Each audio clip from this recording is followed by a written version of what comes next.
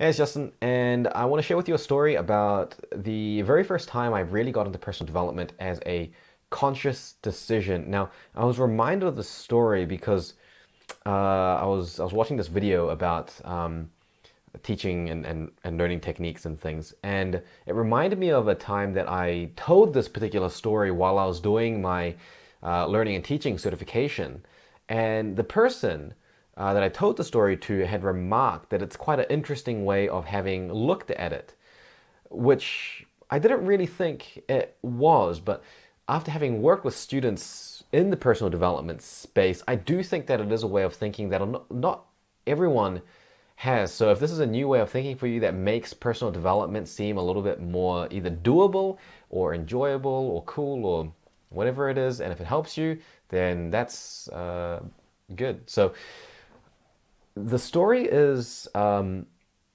set back in Christchurch, where I did all my high school, and it was when I was lying in bed one day, I think around year 10, around year 11, and I used to play a lot of games when I was in high school, like a lot of games, like a lot of RPG games. I played like pretty much every new game that was released, I pretty much played it. And even the randomest games that were released, I just played them. Now, bear in mind, this was a while ago, so that they weren't pumping out games to the frequency that they are now. But the point is, I played a hell of a lot of games when I was in high school. And the part that I really loved about games was that feeling of progress. And I think anyone that's played a mobile game kind of knows what it's about. You know, like idle games, they rely on the fact that you're just progressing.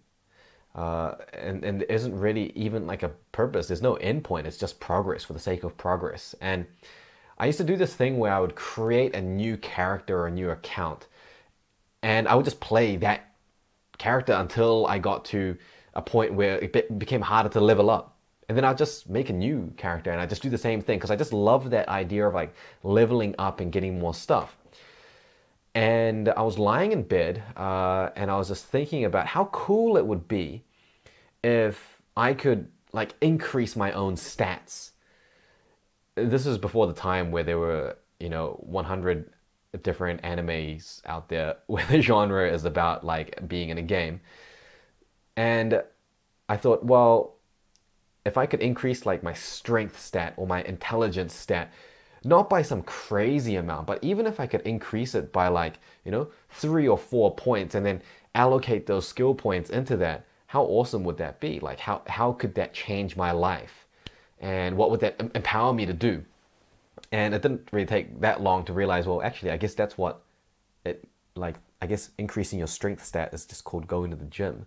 And it just takes a little bit longer, but it's actually exactly the same idea. It's just that instead of my character virtually grinding it out, it's just me, like a human being, grinding it out, and it achieves the same thing. And so it's just this really simple level of gamification in which I just looked at my life as like I was a character that I was playing, and it gave me the same sort of excitement about personal development that I felt about playing games. And it was reinforced when, like I would do simple things. Like, for example, I started working out at home and it felt good. I got stronger. It was making me fitter. And that feeling kind of like reinforced into it. And I think in retrospect, that was an early stage of where I started really getting almost kind of addicted to the idea of personal development. And I just started doing it more and more and more. And then that eventually transitioned towards me pursuing efficiency and